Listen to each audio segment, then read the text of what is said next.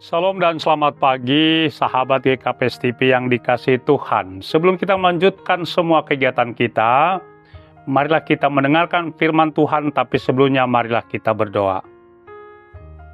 Kami mohon kuasa Roh Kudus menolong kami Bapa, ketika kami mendengarkan firman-Mu, kami mengerti, tidak hanya mengerti, tetapi menjadi pelaku firman-Mu. Dalam Kristus Yesus firman yang hidup, hamba-Mu telah berdoa. Amin. Firman Tuhan kepada kita pada saat ini tertulis dalam kitab Kolose pasal 2 ayat 14. Demikianlah firman Tuhan. Dengan menghapuskan surat hutang yang oleh ketentuan-ketentuan hukum mendakwa dan mengancam kita, dan itu ditiadakannya dengan memakukannya pada kayu salib. Sahabat GKPS TV yang dikasihi Tuhan, inti kepenuhan hidup dalam Yesus Kristus, puncak karyanya ada di salib dan kebangkitannya. Dalam kematiannya sebagai manusia tetap dia dibangkitkan pada hari ketiga, dan disitulah juga puncak inti iman kekristenan kita. Rasul Paulus mengatakan, jika Yesus Kristus tidak dibangkitkan, maka sia-sialah iman kita. Teks dan konteks firman Tuhan pada saat itu oleh Rasul Paulus ke jemaat Kolose dan kepada kita pada masa kini, pada zaman now ini, bahwa penebusan dan penyelamatan oleh Dia dan di dalam Yesus Kristus tidak bisa dipahami oleh kalkulasi matematika dunia atau karena perbuatan kebaikan atau amal kita, dan dibumbui oleh kecerdasan berfilsafat dan melakukan ritual keagamaan yang fanatik. Tetapi karena kebaikan dan kasih sayang Tuhan sendiri, karena itu jangan ada yang menyombongkan diri karena ia dapat berbuat ini dan itu. Sahabat GKPS TV yang dikasihi Tuhan, Rasul Paulus menerangkan